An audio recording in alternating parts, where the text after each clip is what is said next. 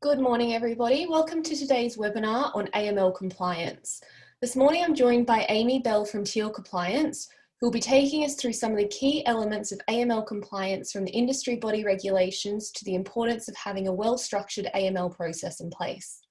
Louise Edwards, Product Manager at InfoTrack, is also joining us to provide a quick overview of our AML offering through InfoTrack. If you have any questions today, please post them in the Q&A feature on the webinar software, and we'll answer these towards the end of the session. I'm now going to hand over to Amy to present. Good morning, everybody. If you've not met me before, I'm Amy Bell. I'm Director of Teal Compliance. We're a business that helps law firms with the rules and the regulations that they need to follow. I have been working in the legal sector, in the AML sector anyway, for the last 15 years. I am a solicitor, qualified in 1999, so I've been in and around law firms for a long time. I've been a consultant helping law firms for about the last 8 years, and in that time I've seen literally hundreds of firms' policies and procedures. We carry out audits for law firms, and generally I wanted to share with you today some of the things that I am aware of as a result of my position on the Law Society Money Laundering Task Force. I'm a member of that task force and was the chair between 2015 and 2018. So I was heavily involved in kind of the policy work at the Law Society, understanding what the regulations are intended to mean and how we're intended to evidence them in law firms. What I really wanted to talk about today was really something that I call the OPBAS effect. And so if you're not aware of OPBAS are the Office for Professional Body Anti-Money Laundering Supervisors. They were created at the beginning of 2018 and were created as a result of observations that were made by law enforcement and the government about how the legal sector and the accountancy sector were regulated. You may or may not know that there are a large number of regulators across the sector. I think there's 22 or 23 across the legal and accountancy sectors collectively. And there were concerns in the 2015 and 2017 National Risk Assessment that there might be some discrepancies, some differences between the various regulators that could lead to opportunities for the criminals to regulate a shop, that they could look for legal businesses that perhaps had less stringent regulation. So OPBAS was created with the remit really to really understand what's going on in the supervision, know what the regulators are actually doing, understand how the regulators deploy their approach to enforcement in particular, and also make sure that there are no weaknesses, that as much as possible there is a consistent application of the regulations across the sectors. Now, in 2018, OPBAS, as it had been, created, its first job really was to go out on a fact-finding mission. They went out to see all of the regulators. At the time, I was the chair of the Money Laundering Task Force, so I was interviewed as a part of that process, as were all of the other regulators. And they wanted to understand what we did by way of supporting the law firms that we regulate, as well as how we write the guidance, and internally how the organisations were managing anti-money laundering. Now, they published a report at the beginning of 2019, which wasn't particularly great reading for the regulators. It was a bit critical, and there were some issues there, in particular lack of enforcement activity from regulators, some concerns about consistency in providing guidance to the regulated population, and certainly every regulator, as far as I'm aware, was given a to-do list of things that they needed to do, or had to produce a to-do list for OPBAS to explain how they were going to improve. Now, being in a law firm that's regulated, you may have started to feel the impact of this, because that led to the regulators looking for much more information about the population that they regulate. So that would be collecting information from law firms about how they do their work, so that they can understand who does high risk activity for money laundering. Now, you must be aware, if you've not already looked at your own regulator's risk assessment, the regulators all have to produce a risk assessment. It should be updated from time to time, but basically it's based on the national risk assessment. The national risk assessment, the latest latest version was 2017. That said, in respect to the legal sector, that property work, trust and company service provision, and the operation of the client account are all high-risk activities for law firms. And that means that in particular, your regulators want to know what you do in relation to property, trust and company service provision, and how you manage the risks of your client account being abused by the criminals. So as I say, 2019 report was highly critical really of the supervisors. They all had to go away and do better. Now that led to a report that was published at the beginning of this year, which OPBAS said basically what they've seen from the supervisors looks good on paper, but they haven't tested it. So the regulators appear to have got their house in order. They've been able to explain to the regulators how they've gathered information, explain to OPBAS rather, how they've gathered information about the regulated population, what observations they've made about the regulated population, how they're going to monitor that regulated population. As I said, OPBAS said it looks good on paper, but in 2020 their remit was to test whether what the regulators said they were going to do, they were actually going to do. Now obviously we're well aware that we're in a kind of COVID situation. A lot of things that people planned at the beginning of the year may be looking different, but it is clear to me that OPBAS will continue to hold the regulators to account to explain what they are doing.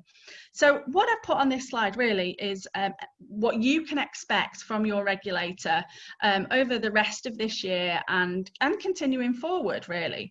So OPBAS observed that there was an improvement in the application of the risk-based approach by the professional body supervisors. And what that means to you is that you should expect for the regulators to continue to survey you about the types of work that you do. And that surveying may become more detailed over time. So they'll want to know the kind of split of work that you do that is regulated and not regulated.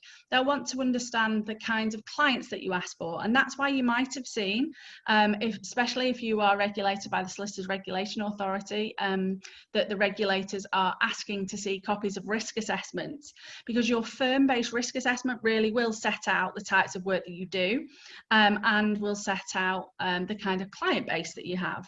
One thing I would just say in terms of top tips is when you next look at your risk assessment, do make sure that it's got some detail in there. I always recommend to my clients that you start putting numbers in there, numbers of files from particularly high risk departments, numbers of clients, numbers of new clients, numbers of matters that are generated from existing clients. Really, one of the criticisms that the regulators have about risk assessments is that they appear to be from a template. Now, there's not a problem using a template, but it is critical if you're going to use a template, and of course they know what the templates look like because they see them all over the place. If you're going to use a template, make sure that you make it relevant to your firm, and you do that by using data. So start thinking about how you're going to collect those numbers to be able to put into your risk assessment. Point number 2, the PBSs are conducting risk-based activities, utilising site visits as part of their activities. Now, the thing as I said, we're in a COVID situation, so whether they will actually do site visits, we'll have to wait and see. But certainly the regulators are doing paper-based supervision, desk-based supervision. So they'll be calling for policies and procedures to be sent into them for them to evaluate. They might send you questionnaires for you to fill in, for them to get a good feel. They might conduct remote site visits. They might want to have video or telephone interviews with members of your staff. They might ask to see files.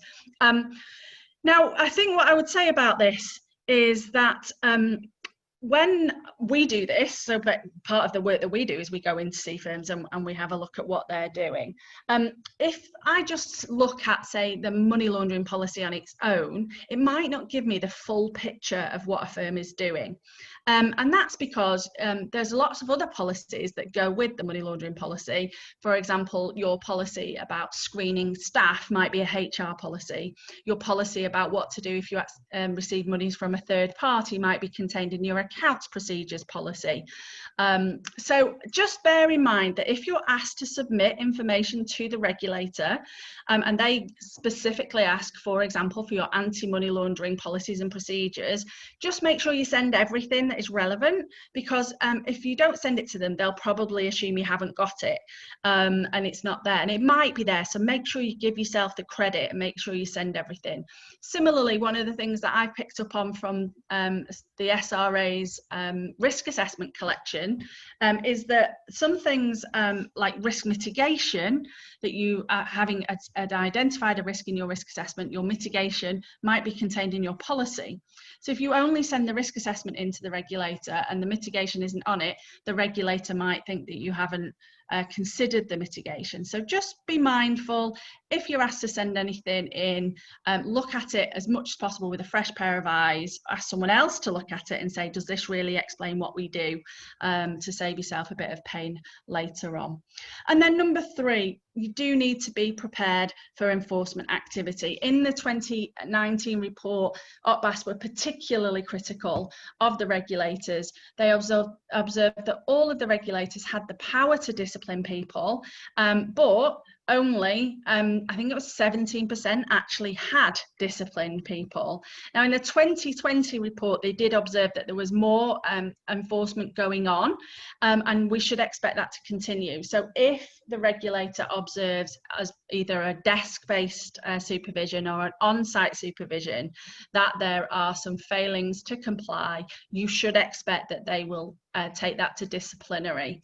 It's super important. If you've met me before, spent any time listening to me before, you may know that it's not my style to say you should do things because the regulator says you should. You should do them, obviously, because anti-money laundering is bad and we should stop it.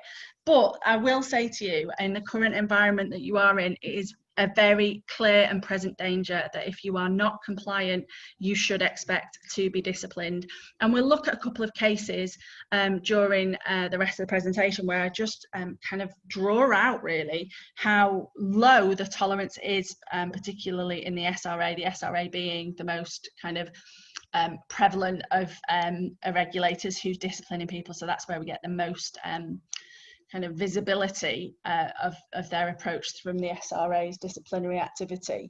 Now, this slide has some statistics on it, and I know that if you're a money laundering reporting officer and you're on today, one of the challenges that you probably have, and I hear this time and time again, is engaging everybody else in anti-money laundering. So people, you know, that will say to you, oh, I don't have to do that because I know that client, or I don't need to worry about the source of funds, not source of wealth, I've worked for that client for years, things like that. One thing that I find when I'm doing staff training in law firms really catches the attention of everybody, even the most kind of belligerent's probably the wrong word, but you know, the most resistant of partners sat there with their arms crossed. I don't want to, you know, anti-money laundering, it doesn't matter to me. Once they hear this statistic, I often find that they are now paying attention and want us to really make sure that their firm is compliant. So in 2014, the SRA visited 250 law firms, and they were doing a thematic review in relation to anti-money laundering in the sector. And whilst 10% of the firms did need to do some remediation activities, update policies, train money laundering reporting officers, that kind of thing, only 10% needed to do some kind of follow-up work. None of the firms were sent for disciplinary action. Essentially, the SRA gave firms time to get themselves sorted out. That is one of the things that OPBAS is critical about, giving firms time to sort themselves out rather than disciplining them. Contrast that with 2017, they went to visit 50 firms, 25 of the original cohort and a further 25 firms that were taken from a pool which much more represents the risk of money laundering to the sector, so firms that do high volumes of property or trust and company service provision. And 12% of those 50 firms were sent for disciplinary action. This is the stat that really gets people to wake up. In 2018, they visited 59 firms just to look at trust and company service provision. So the business of creating trust for clients, or creating companies for clients, or acting for clients in relation to, say, company secretarial work, that kind of thing.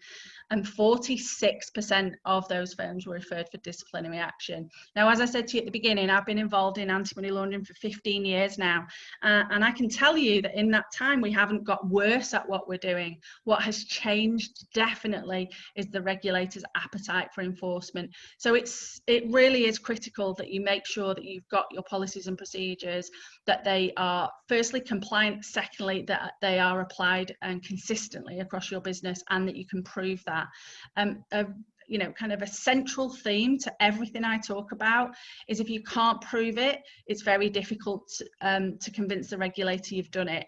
If it's not written down, they'll think you've not done it. And that has to be your mantra, it really does. So I wanted to look at some of the common failures that I see when I'm out and about, specifically in relation to client due diligence. I think the first thing I would say about client due diligence is absolutely more than just client identification. Client due diligence is actually an activity of 4 parts. The first one being that you carry out a risk assessment on each matter. I'm still seeing firms that are only doing client risk assessments and are not doing matter risk assessments. The client should be reassessed in the context of the matter. So, for example, you've got a client, you've done the first onboarding risk assessment of that client. Now, the risk from that particular client might not change, but the risk for the matter may change depending what it is. If you've done the first matter for them was perhaps advice on a contract that they want you to prepare for employment or something like that, the next matter is property work, then that might present a different risk to you. And so you do need to make sure that you can demonstrate you've done a matter risk assessment as well as the client one. That's the first thing. The second part of client due diligence is the ID and V. The third part is understanding the purpose and nature of the business relationship. So the purpose and nature is often where we go to think about source of funds, source of wealth. But it's not just that. It's like, what does the client want to achieve? Why are they wanting to do this matter? One of the things that I find quite often is that the lawyers that I speak to do understand the purpose and nature. Whether they've got evidence of it or not is a different matter. But they certainly do understand, particularly if you're doing commercial work, corporate and commercial work. You cannot advise a client on what they should do unless you do understand the purpose and nature of why they're instructing you, what they're trying to achieve out of the particular transaction or deal. But the problem always is that whilst the corporate lawyers will understand the purpose and nature of the business relationship, it's very rarely written down. Same thing goes for residential conveyancing. It comes up in conversation why a particular client is moving into the area, or why they're buying a bigger house or a smaller house, and what they're planning to do after it. Just comes up in the general conversation with the client. It's never written down in terms of being able to evidence that you understand the purpose and nature. So have a think about that. Have you got a process that requires your lawyers in the regulated activities, so in the transactional work, to make sure they write that thing down? Because if they haven't written it down, it's very difficult to prove to the regulator they've thought about it. The fourth part of client due diligence is ongoing monitoring. And I'm going to say something about that in a couple of slides' time. So just focusing on ID and V, which is the identification and verification of clients. Now, in my experience, a lot of firms have got policies in relation to ID and V. Quite a few firms are still using paper as part of that process. Many firms now have adopted electronic verification in one form or another. We know that electronic verification do all kinds of things for us. It can verify that a person's information exists on independent databases like the credit file and the electoral register. Often they have document verification functionality, and they can also confirm whether a client is politically exposed on a list or connected to a politically exposed person. So as I say, many firms have adopted some of that functionality. One thing I would say is just draw your attention to the 2019 money laundering regulations. Now, if you're not aware of the 2019 money laundering regulations, please do go and have a look at them. They are amending regulations to the 2017 regulations. Of course, the 2017 regulations were the last wholesale change in money laundering regulations that implemented the 4th money laundering directive. The 2019 regulations implement the 5th money laundering directive. They're not in of itself as new regulations, they're amending regulations to the 17. So what you find if you look at the 19 regulations is that parts of it, and not all of it's relevant for lawyers, but there are parts of it that are relevant, will change what you're used to seeing in the 17 regulations, and some of the changes are quite important, especially if you're working in commercial work, obligations to report to Companies House any discrepancies you see, for example. We do have at Teal a full guide to the 19 regulations. At the end of the slides are my contact details, and feel free to email me if you'd like a copy of our guide that takes you through the relevant parts of the 19 regulations, and we'll send it out to you. But I do just want to concentrate on Regulation 2819. Now, Regulation 2819 is specifically about the adoption of electronic verification. Now, I think one thing to be really clear about is that electronic verification was not mandatory after the 19 regulations. Unfortunately, we did see some commentary that suggested it might be mandatory, but it isn't mandatory. What the 5th Money Laundering Directive required was that member states encourage the adoption of electronic verification. And so how the UK have decided to do that is by putting into the 19 regulations, amending the 17 regulations, that you are permitted to use electronic verification as part of your process. Now, if you're going to use electronic verification on its own without some sort of document verification or biometrics, something like that, you need to make sure that you comply with 2819B if you are wanting to satisfy the regulations that the electronic verification is enough. So the process needs to be secure from fraud and misuse and capable of providing an appropriate level of assurance that the person claiming a particular identity is in fact the person with that identity. So just want to flag up, a lot of firms that I see do have electronic verification that simply checks the electoral register and the credit file. Now, of course, that is checking some information on an independent database, but you've got to address your mind to, does that on its own comply with 2819B? Doesn't mean that you can't use it if on its own, but you might need to think about how you justify that process on its own complies with 2819B. What we often see is, as I've said already, firms will also take advantage of functionality like you can use a passport number to verify a document, a copy of a document you've seen or something like that.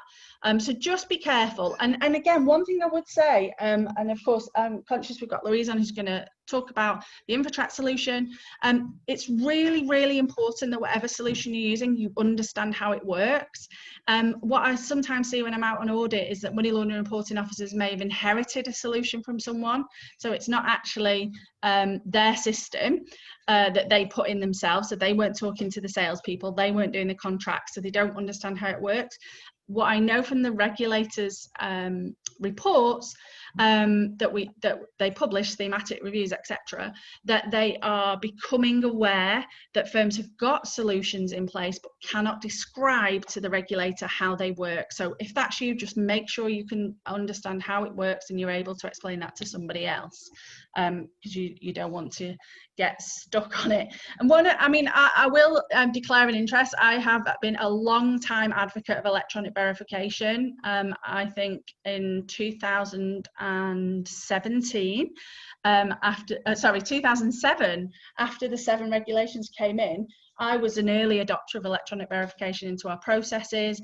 And one of the reasons that we did that in particular was in the 7 regulations that brought in the obligation to identify PEPs.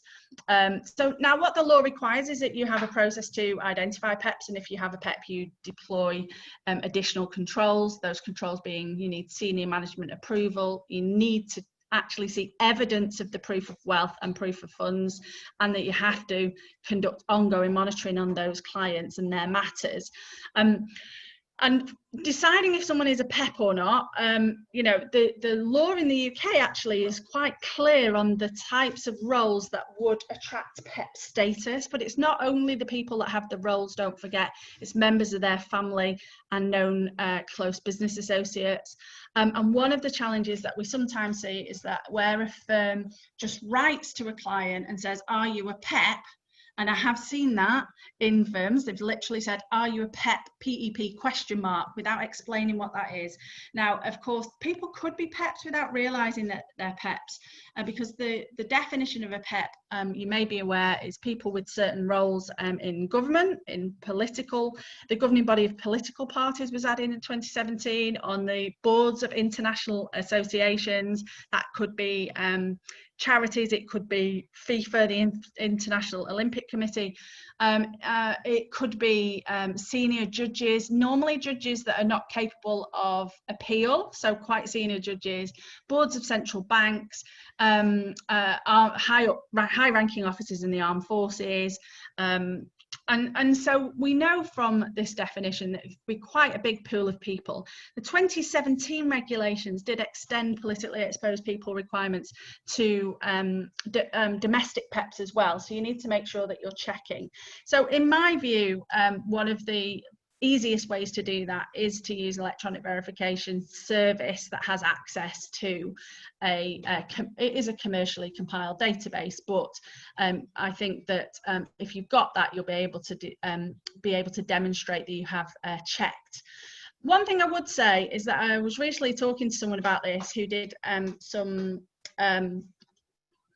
electronic verification on an entity, and when they were looking at the beneficial ownership structure of the entity, they arrived at a listed company that was listed in Switzerland, and because it was listed as a beneficial owner, they didn't go any further than that in terms of their due diligence. Now, had they have gone further in their due diligence behind the listed company to understand who the major shareholders were in the listed company, they would have come across a politically exposed person. And so I just think we need to think about our processes that we're using. Are we actually identifying the right politically exposed people in the process? Are we going far enough in our client due diligence? And again, you need to be able to prove the process. So make sure that you have done the check, that you can evidence the check. If there is a match, that you've investigated whether that match is in fact your client or not. About 99% of PEP matches, in my experience, are actually false positives. That's because lots of people have the same name. So being able to demonstrate the checking that you did to either identify or eliminate your client. Now, I have put on there the child and child case. If you're not familiar with it, it's a disciplinary case from, I think, possibly 2018. Basically, the money laundering reporting officer in that firm had failed to identify that he was acting for politically exposed people. There were two sisters that were the daughters of a former president of a country, and he was fined, I think, £40,000 and £40,000 costs by the Solicitors Disciplinary Tribunal.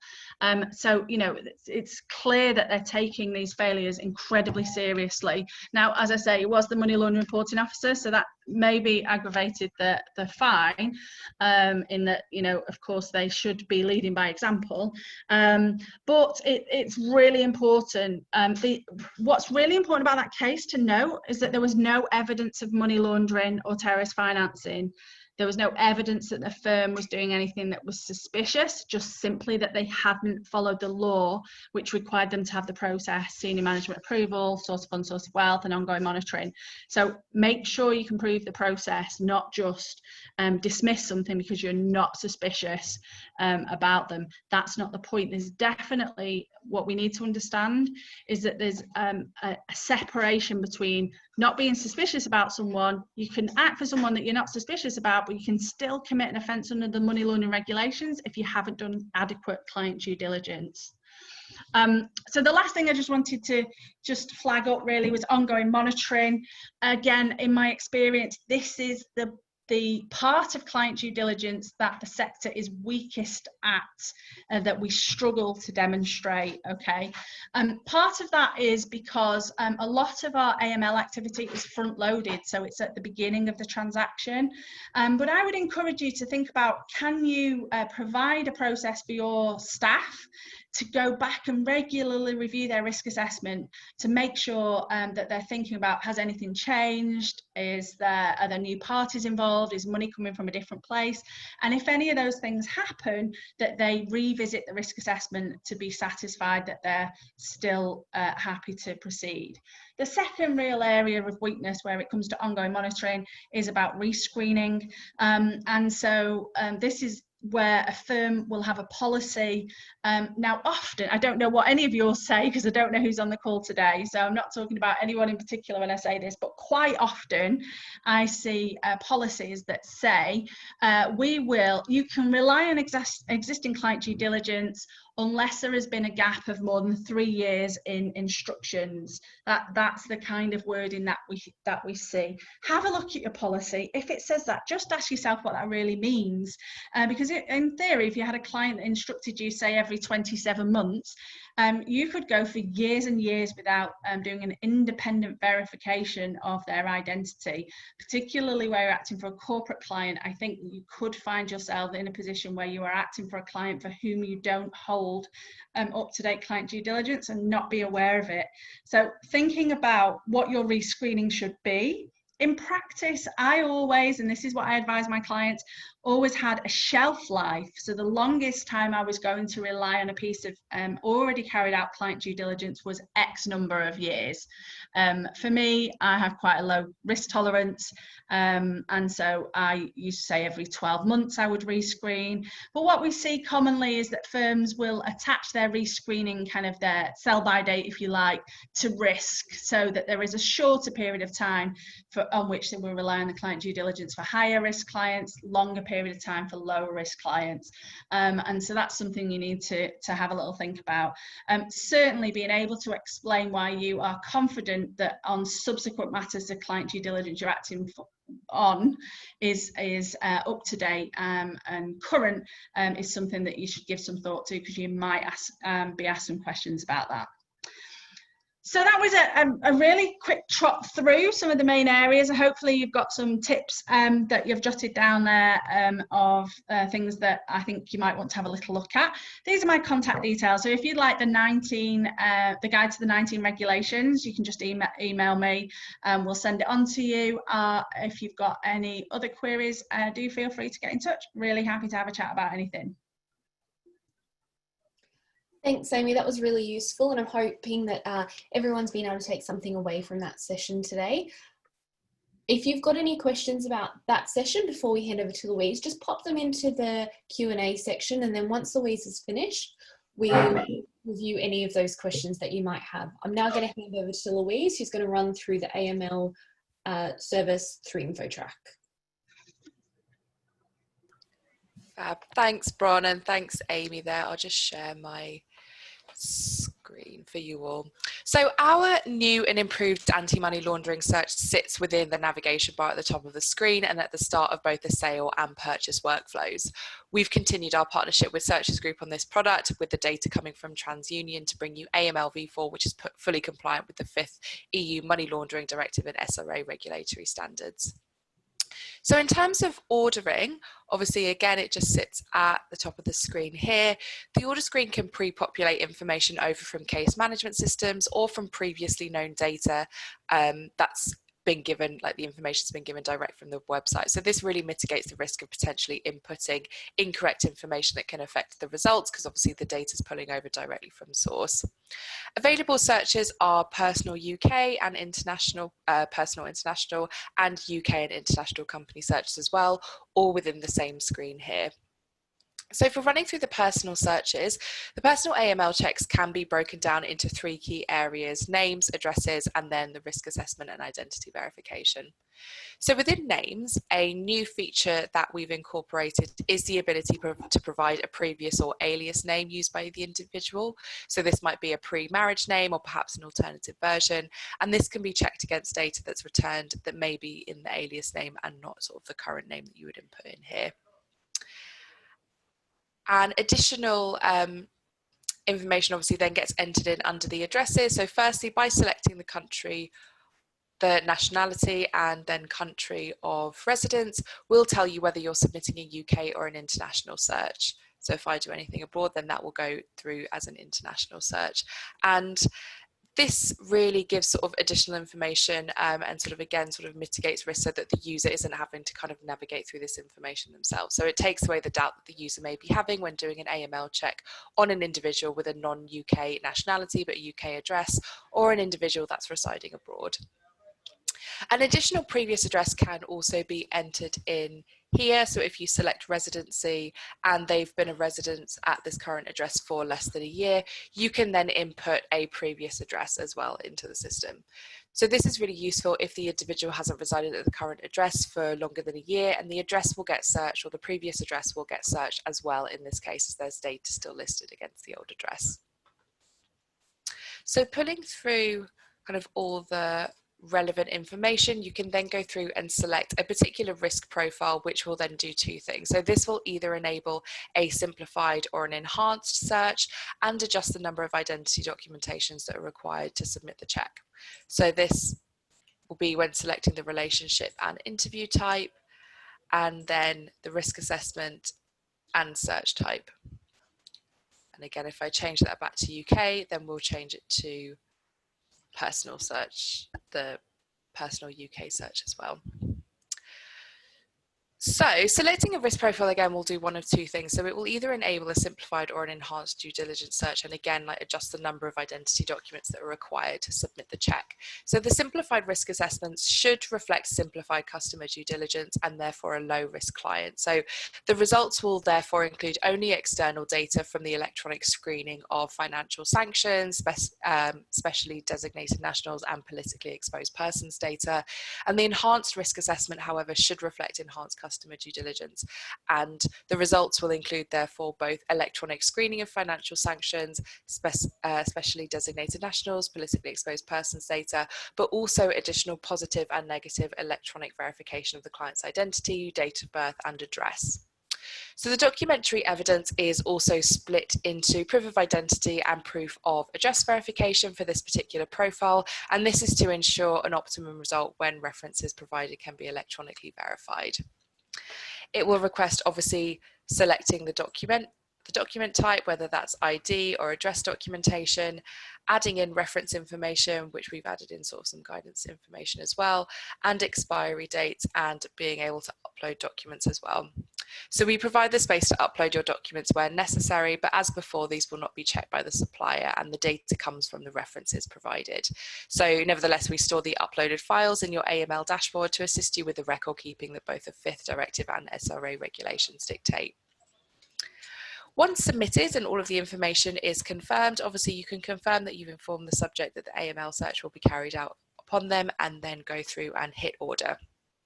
A risk assessment result will be returned instantly, and this is what the new documents will basically look like. And this begins with a compliant and non-compliant status, and then a summary of all the search details. Further within the report, from PEPs and sanctions checks, a summary of the data and ID documentations and their expiry date. And when a search is enhanced, it will also have independent data from TransUnion and all this sort of granular further detail down in here. Just hop back over and just run you through quickly the company searches as well. So the company ordering page and process is really similar to personal. The only difference is being the way to enter data on the client. So you can use the lookup service to find both UK and international companies, select and enter the name of the representative of the company, which will be recorded on the result, and your risk assessment selection again will impact your result, but providing identity documents is not required for non-personal assessments. So again, once the orders have been submitted and you've received your risk assessment results coming back, we've built in and incorporated a few tools to help you essentially manage your clients and manage the work once it's been submitted and the initial results have returned. So we've incorporated an Aml dashboard into your InfoTrack home screen, and this is a great way for you to have an overview of your risk assessments and, importantly, the status of each individual client and each individual result which has come back.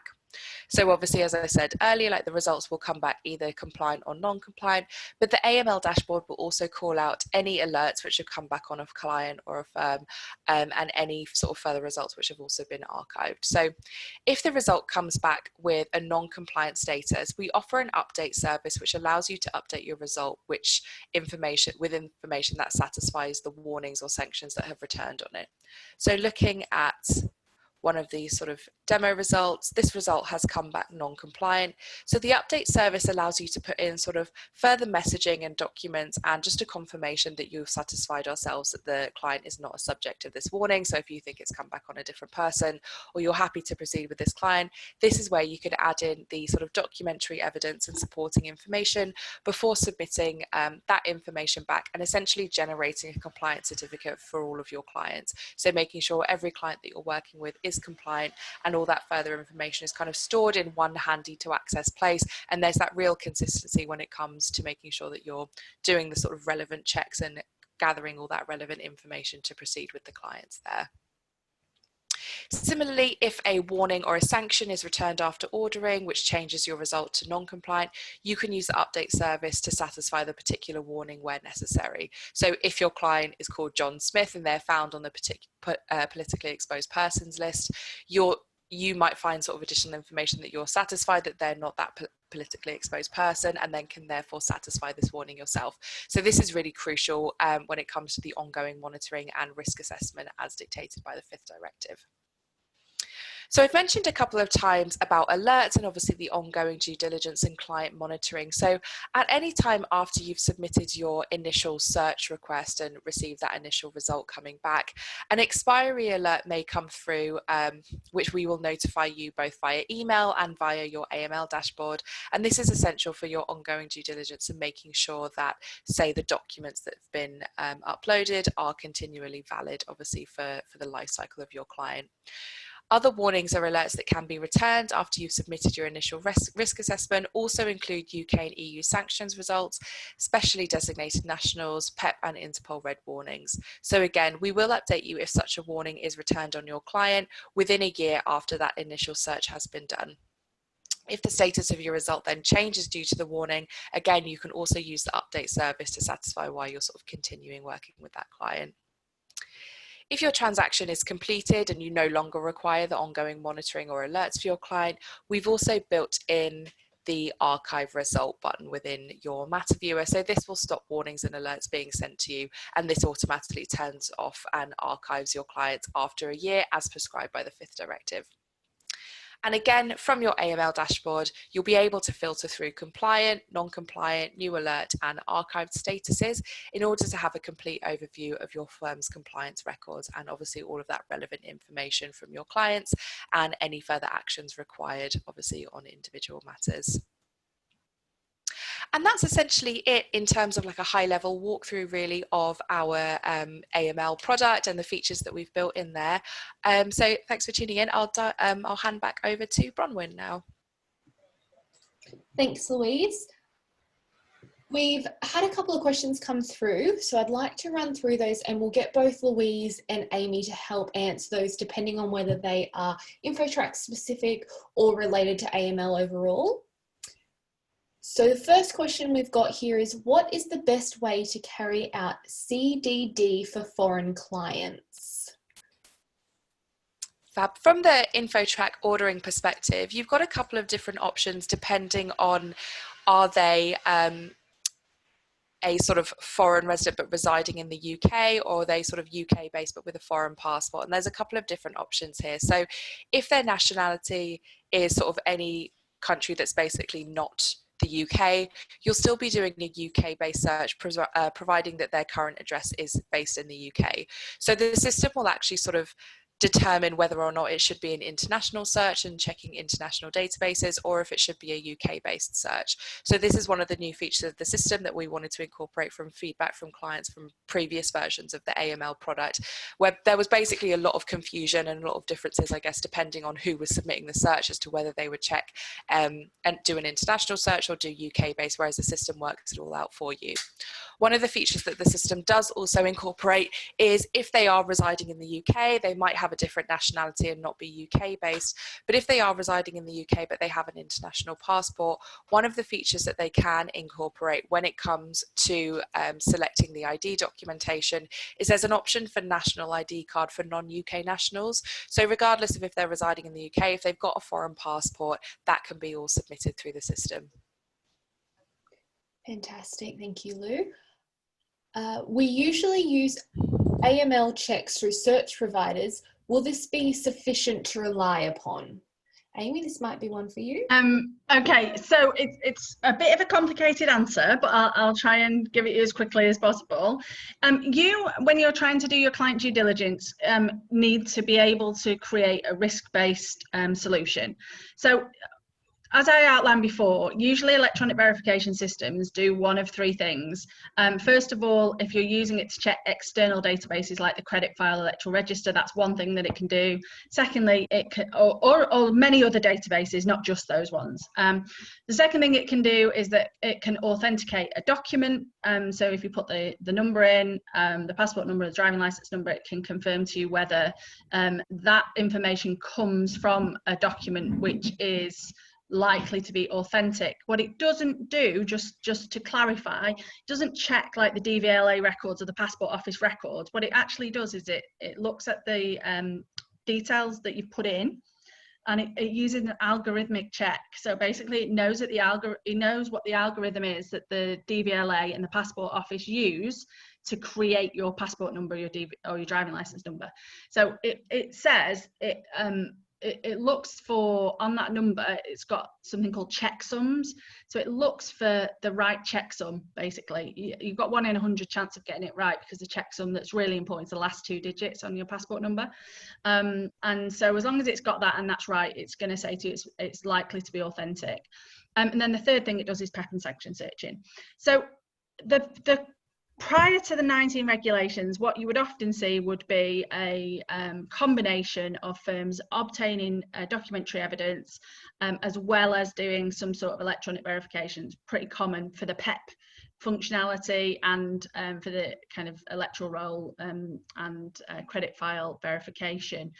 The 19 regulations doesn't change that per se, doesn't say that that's wrong if that's what you're doing, but what it's saying is you now have the ability to just do electronic verification to comply with anti-money laundering legislation, provided that there is an element of you being confident that it's not subject to misuse and protects against fraud, and that the person that you're checking really is that person. In my head, I think that means you're going to have to not just look up someone in external databases, but be able to be confident that the person that you're talking to is really the person whose details you've checked. 2 ways of doing that: get some information from them that only they should have. So that's why, as I say, we get passports and utility bills and driving license that only the real person should have. Or alternatively, you use some sort of biometrics where you're looking at them and that checks out that they're the real person. They compare that against the passport. I think the thing to think about is that when you're creating your AML processes, your client due diligence processes, you're not just looking to comply with AML, which is simply looking them up on the database using independent information to confirm that a person with those details exists. But you're also trying to prevent fraud, which is why you would do the document checking or the biometrics. And in respect of, I imagine, a lot of people that are on the call today, you've also got UK finance compliance as well, which is about seeing and taking a copy of a document with a signature on. And so when you're looking at your processes to make sure that you're compliant, it's actually relatively easy to comply with the AML stuff It's the anti-fraud stuff which has kind of crept into the AML legislation now as a result of 2819 that I showed you before on the slide, because that is all about making sure that the person is really who they say they are. If you look at it like this, this is the easiest way to understand it. Generally, anti-money laundering legislation, client ID and V is about knowing which door to knock on and preferably a picture of the person to circulate to the local police. I mean, that's what it's for, client ID. But what we're seeing with 2819 is it's also now being confident that the person isn't pretending to be somebody else. And that's why you're interested in making sure that the system's free from abuse and fraud. And then, as I say, you've got these extra considerations of complying with the lender's requirements in the UK Finance Handbook. So I think you absolutely can be compliant using electronic verification. I think that if you're going to use just electronic verification and you're not going to get any paper as well, you need to make sure that you're confident that it's free from fraud. And as I say, you need to think about how your particular system works and how you're confident. So, I mean, not to put Louise or anyone on the spot, but I certainly would say to your provider, can you explain to me how using this complies with 2819? Because there may be different ways of configuring the system and some which would be more compliant than others. Thanks, Amy. We've got another question here. This one's actually popped up a few times. When doing the international AML check, some countries do not have a postcode. What should we put in the postcode section? So we have validated essentially the address field, I think, depending on the country and the information, sort of the validations that have been sent over by the supplier. I believe for those countries which don't require a postcode, I think then our validation will sort of kick in there as well, and you don't have to enter one if that country doesn't have a postcode. Thanks, Lou. And a related question is, does the AML search for foreign clients also verify their address outside the UK? I know that when it comes to the international search, I think some of the information does depend on the country that's being searched against. We have sort of different levels of data available to us or available to the supplier, basically depending on the country that's being searched. I can double check against sort of specifically the verification of identity and send that out to anyone who sort of requested it, obviously in terms of which countries we can verify the address against for you. Another question we've got here is, please clarify why there is an option to upload the ID under the AML search, but this is not required in order to submit the search.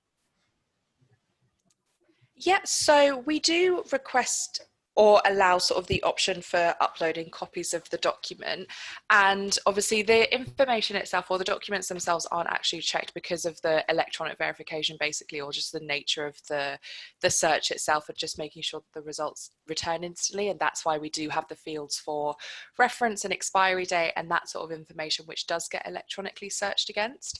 In terms of being able to upload the documents, it's really just to assist with you know, the fact that we'll store the uploaded files in your AML dashboard. There's a related files tab where you can view all of the documents that were uploaded along with the results and any alerts or updates which have come through.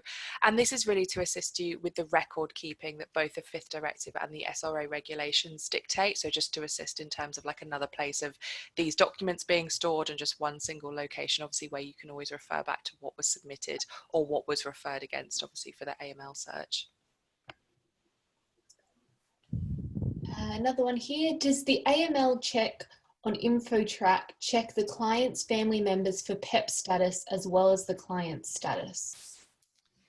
Yep, so if there is a name match found on the politically exposed people database, so this means that the subject's name or near partial match was found on the enhanced kind of call credit politically exposed persons list. So I know Amy ran through obviously what it means to be kind of a politically exposed person. So that database essentially goes through obviously state cabinet members, members of parliament and such, as Amy sort of mentioned, and those closely associated to PEP such as family members. So the PEP list includes both overseas and domestic PEPs as well.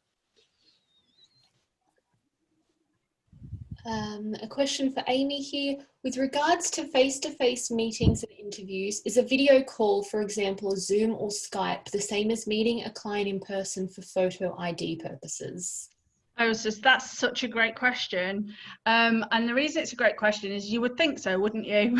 You think it is as close as you can get, and particularly in this coronavirus kind of environment that we find ourselves in, actually meeting the client face to face or sending the client off for certified copies somewhere is so challenging. I think I've heard the regulators before say that they don't consider video calling, Skypes to be the equivalent of face-to-face. I think what you need to do is conduct a risk assessment and make a risk-based decision about it. I mean, clearly it doesn't fit with the plain English meaning of face-to-face, does it? And actually, this really underpins the point of 2819 that I keep talking about, because if you look at the regulations, what it says in regulation 33, that well-known regulation, but that's the one about enhanced due diligence. So normally the circumstances for conducting enhanced due diligence would be that the client is non-face-to-face, and so you'd have to do more due diligence. In electronic verification terms, that would usually mean running a profile that requires more matches than standard due diligence check. Now, the interesting thing about regulation 2819 is if you have a search system that complies with that, as in that it is protects against misuse and fraud, and you run that profile, then if that's the only factor that would make you have to do enhanced due diligence, the fact that you've used that electronic verification profile, that type of system, means that you don't have to conduct enhanced due diligence just because you're not face to face. So I think what you need to do practically is think about what, if in the event of not being able to see someone face to face, what are you going to do instead, and does that obviate the risks for enhanced due diligence, or are you still going to have to do enhanced due diligence? So me personally, this is me not speaking for InfoTrack, not speaking for the Law Society, but for me, I think a combination of a process where you are adopting a face-to-face call as well as looking at a document with a picture on and satisfying yourself and making a contemporaneous note that you are satisfied that the person that you spoke to on the call, video call, is in fact the person who you've got the ID documentation for. I think that's pretty robust as a process. But does it actually mean face-to-face? No, because the plain English meaning of it isn't, and certainly I've heard the regulators say that. So I think you can definitely treat the fact that you've seen the person and that you're satisfied that matches the picture on the document, and therefore you're satisfied that you're really being instructed by the real person. I think you can do that, and say that is enough to not have to do any more enhanced due diligence. I mean, in fact, the fact that you've done the video call is something you point to say that is enhanced due diligence more than you would do if they came in the office. Thanks, Amy. We've got another one for you here. Are you able to provide a template of a client and matter risk assessment for a conveyancing transaction? Well, there's a question. Of course I am, but it costs. But listen, let me tell you where you can find one for free that will be helpful to you. If you go to the Law Society of Scotland website, have a look at their AML documentation. They have made a lot of things available for their members free, including a client and matter risk assessment. The reason I'm recommending their risk assessment is it looks exactly the same as mine that you can buy from me, but they give it you for free. So go and have a look at it. What you will see when you see that risk assessment is what it gives you, and this is the methodology that I recommend to clients, is that you have a 3-stage risk assessment. The first stage for each matter is, do I want to touch this with a barge pole? You know, do I actually want to do this, or are there too many risk factors that mean I don't want to do it? Provided that you're happy to do that, the next thing that I recommend firms do is, once they've done the client due diligence, including their source of funds, source of wealth, is that they revisit the risk assessment and make a note. One of the problems that we see all the time, especially in conveyancing, is that we do get bank statements in for source of funds, source of wealth, but we never we never prove that we've looked at them. So they might be sat on the file, but there's no proof that we actually read them. Now, there is a disciplinary case from a couple of years ago, a guy called Mr. Patel. He had not noticed something that was a risk for money laundering in his client due diligence documentation. He was fined £12,500. It wasn't just because of that, but that was certainly part of the picture that led to the fine.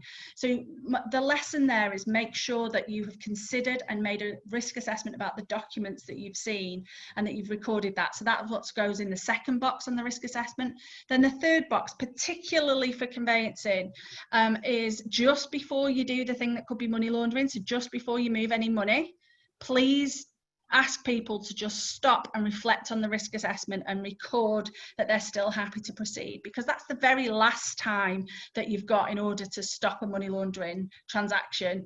It's just before you move the money. So things that people want to consider on that third box are things like has the parties changed, is the money coming from somewhere else, like bridging finance last minute or something like that, because these things would change the risk assessment of the matter. So yeah, go and look at the Law Society of Scotland. It's 3 boxes. On the front of the page, it's got in a lot of small print all the red flags that you'd be asking someone to look for. You can make them individual or specific to conveyancing, and then on the back of their form are the 3 boxes. My form's exactly the same, it's just mine's the other way around. I've got the boxes on the front and the notes on the back. So yeah, go and look at Law Society of Scotland, or you can absolutely come to me for mine, but you can get theirs for free. Thanks, Amy. Do ID documents need to be certified before they can be used for an AML search? So ID documents, it's again, in a post-COVID world, it's really interesting what we're going to do about it.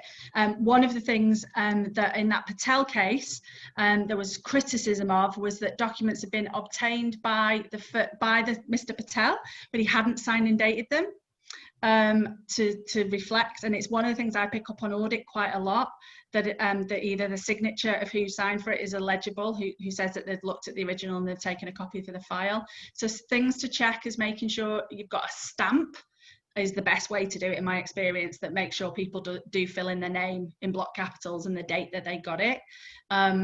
Make sure they do that. I don't think that's critical in terms of using your system, but I don't know that. Louise might know that one.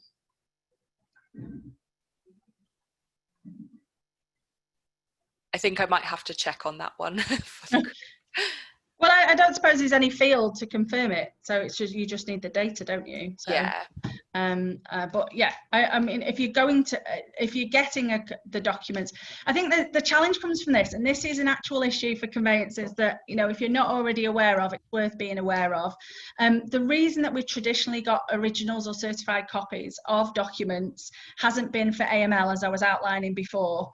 It's been for fraud purposes in order to comply with the UK Finance Handbook at 3.1.6, and 3.1.6 says you see and take a copy of a document. That's traditionally been interpreted as the plain English meaning of seeing and taking a copy of. So seeing and taking a copy of is actually having it in your hands and copying it. And where you've been unable to do that, you've asked someone else to do that and certify that they've done it, some other regulated professional you can check with. So that's traditionally where it's come from in law firms, that we would do that. And in a post-COVID world, I think one of the challenges is how are we going to cope if we can't do that? Again, I was talking about that, and I did go through it quite quickly. If you go to tealcompliance.com, on our blog section, there's a couple of articles about this where you can read about it specifically, how I think you might have to manage it.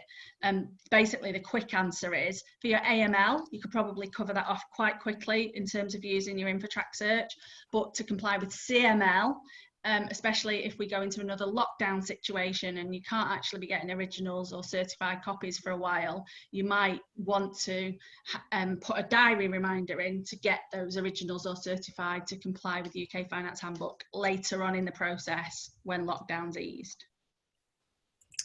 Thanks, Amy. How do we verify international client source of funds? Are there any electronic verifications available for this? Not that I know of, no. It's super hard to verify anyone's source of funds, really. In the UK, hopefully it's coming soon with the open banking, so you'll be able to do it.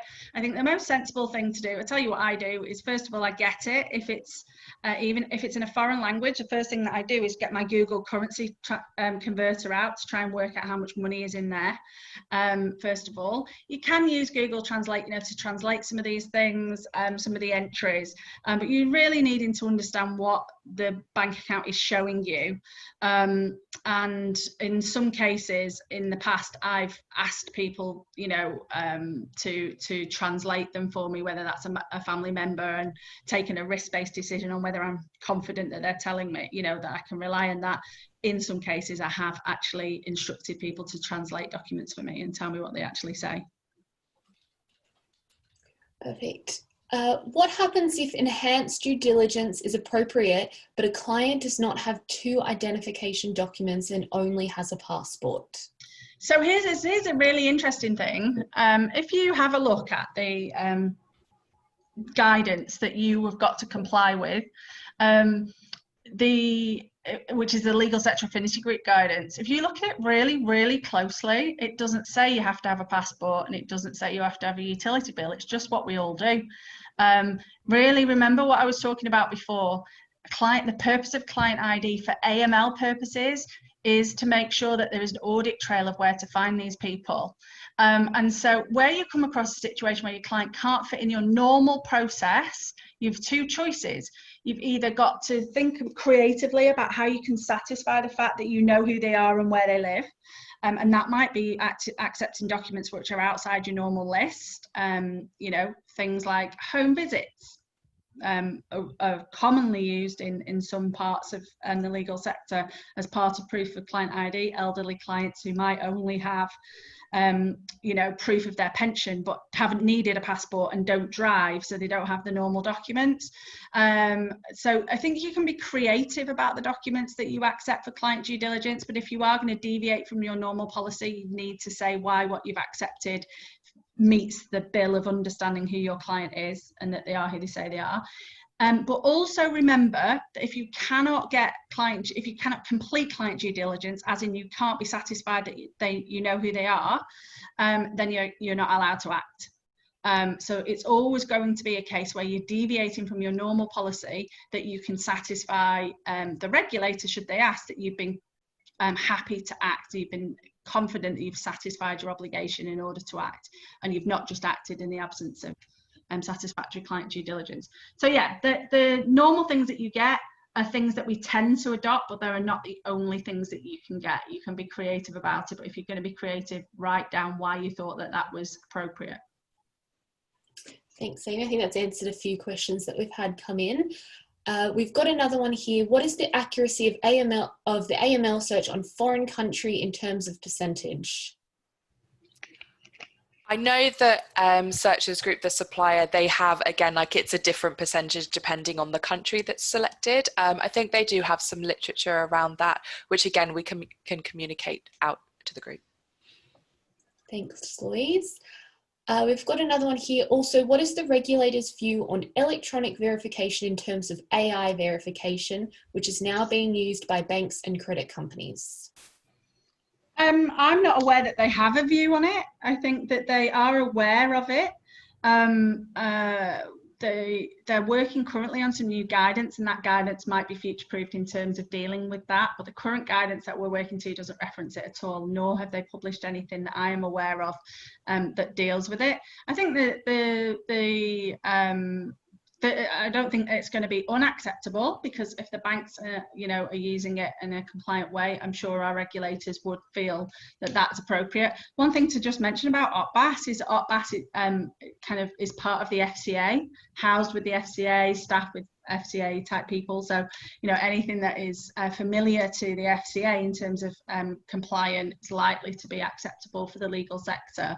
When you've got new technologies, one thing to flag up about the 19 regulations is if you're going to deploy new technology like that, the 19 regulations requires you to do a risk assessment about it. And that risk assessment is really considering the opportunity for anyone to abuse that process to get away with money laundering or terrorist financing, essentially. If you are looking about implementing that kind of solution, or indeed taking electronic verification for the first time, do make sure that you've considered the risks of it and why you're satisfied that it doesn't make the position any worse. Of course it wouldn't, but you know, you've got to be able to demonstrate that you've thought about it. If it's not written down, they don't think you've done it.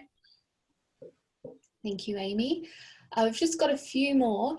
Should an AML check include AML verification, facial recognition, and digital fraud checks?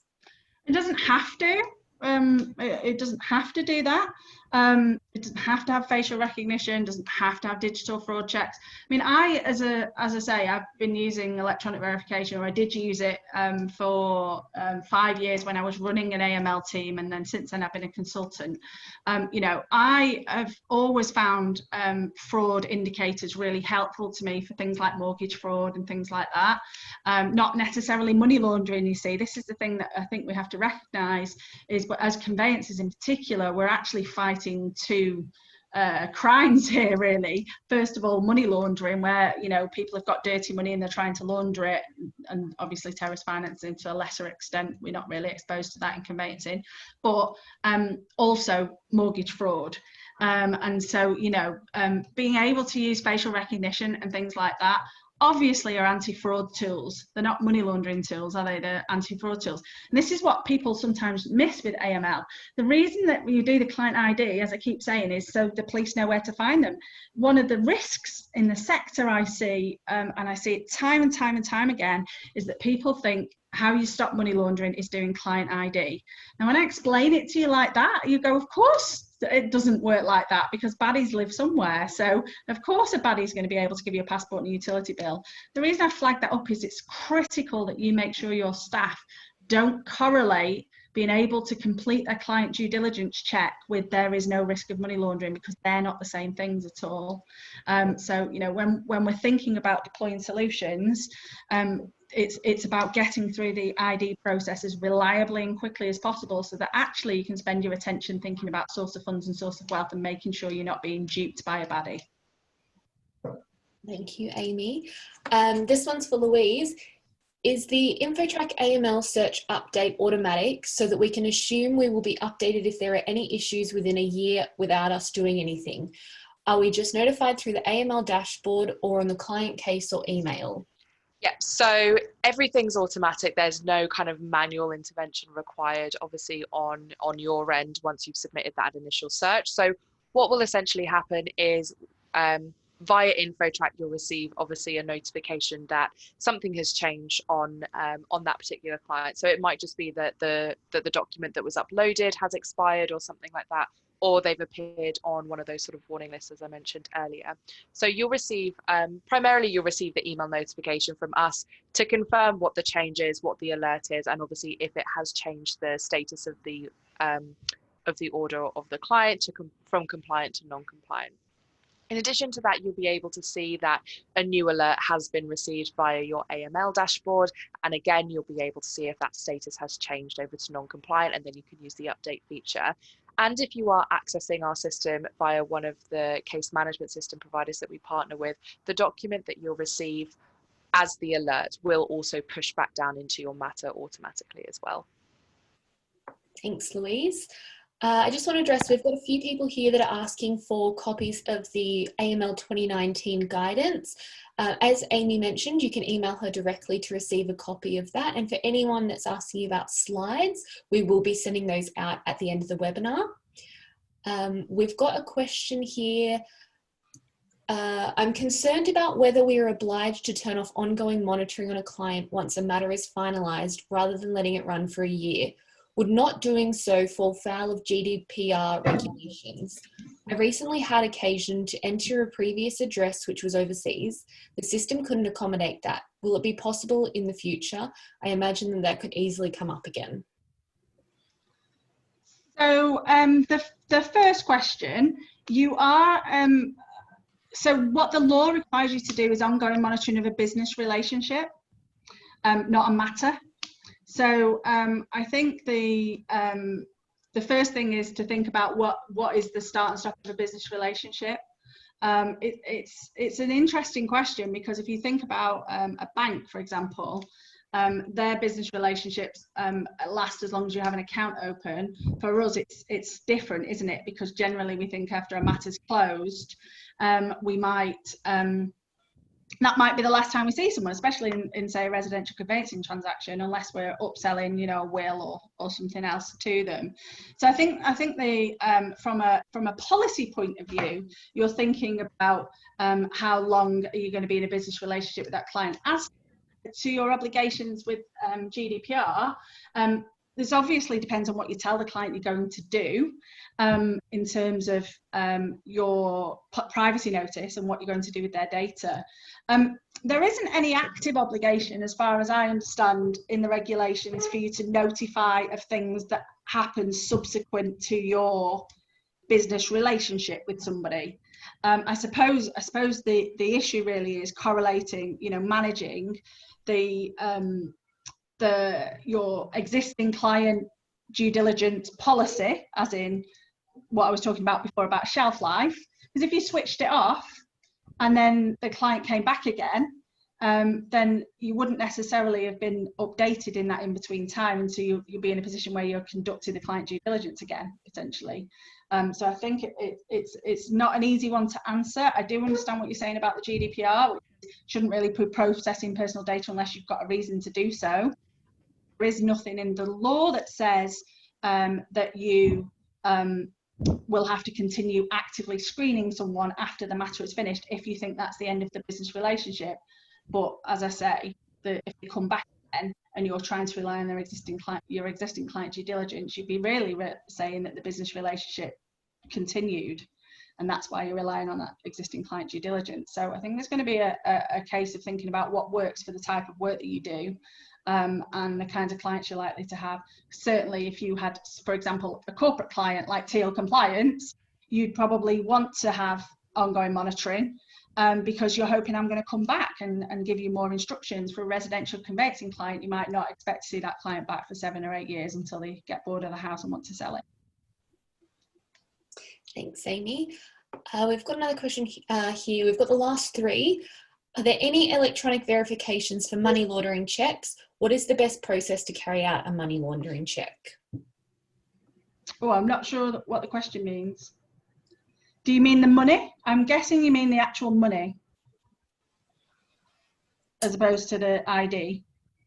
Yeah, I think they are looking for the funds themselves. Yeah, so and there are providers starting to come online that will provide you with access to the bank account, but they're quite new in terms of what they're able to do. In the future, what I hope that there will be functionality where you can look straight into someone's bank account. It's as a result of the open banking regulation. So you might be aware that your bank can add on other bank accounts to your online banking, for example, so you can see all your accounts with all your different banks in one place. That's as a result of the open banking requirements for people to be able to, other institutions to be able to look at bank accounts. And there's a great opportunity to use that, especially in residential conveyancing, for source of funds, source of wealth, because you don't have to worry about the authenticity of the bank statements you're being given then, because you're actually looking direct into the bank account. So I think that functionality, the actual ability to look into bank accounts is used in other sectors like mortgage lending and things like that, so people can do affordability checks quickly. It won't be long before there are more people that are doing that in due diligence. It's a fantastic use case for it, so it's coming, I think. Thank you, Amy. When we use documents like bank statements, what should we enter as the expiry date? And can we still use the document if it was issued a month or 2 before the AML is carried out?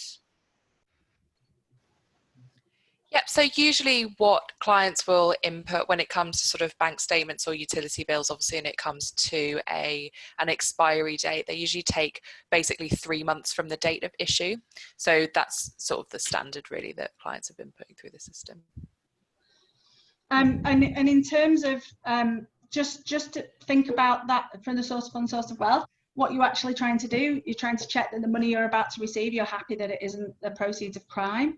So the older the bank statements are, the less confident you can be that you know that the money you're about to receive isn't dirty money, because obviously things could have happened in the bank account between the date of the bank statement you've seen and when the money actually moves to you. It's definitely a weakness in the system if you think about it. If you're asking for bank statements that are 3 months old and your conveyancing transaction takes 3 months, you know, a lot of activity could have happened in that meantime, and I would not be surprised, it isn't there yet, but I wouldn't be surprised if the regulator works this out and starts asking you about what kind of due diligence you're doing on source of funds, source of wealth immediately before completion. It's not there yet, but I do think you should start to think about it. How confident can you be that the money that you've seen in the bank account is in fact the money that's being passed to you? It's very tricky. The same thing goes with making sure money comes from the bank account you've seen. Currently, that's next to impossible. It's not impossible, but it's very hard to do, to make sure that the money you actually receive comes from the bank account you've done the due diligence on. That's because the banks don't provide you that information very easily. Again, that should be changing in the future. It's a whole part of the 2017 regulations. The other half of it was this, the due diligence stuff. The other half of it was information on the payer. And once you get information on the payer, you're able to kind of correlate that the bank statements you've seen match the bank account that sent you the money. That, as I say, that's coming online with some banks, but we're still a way off from all firms being able to access that. And the final question is, this one will be for Louise. Is there any update on the timings for new IG check systems with InfoTrack that can verify ID via electronic client onboarding solutions, such as checking the photo against a client's face? Yep, so we're in the process currently of betas this product as part of our, as you say, the electronic client onboarding solution. The verification of identity, which will sort of compare, you know, sort of a video of the client's face, like photo against sort of ID. So we're currently betaing that, so that will probably be available to the wider market in the next few weeks. But do reach out to either myself or Bronwyn or your account manager, obviously, for a further update there, and sort of scheduling in a demonstration of that side of the system. Thanks, Louise. I'm aware a few of you have asked for a little bit more in-depth responses to your questions. So what we'll do is we'll come back to you offline on those, and we'll help you out with anything that you'd like further. If there are any other questions that you have, you can either email us through today, or you can speak to your account manager that can help you out with your AML solution through InfoTrack. Thank you for joining us today, and we look forward to welcoming you to another webinar soon.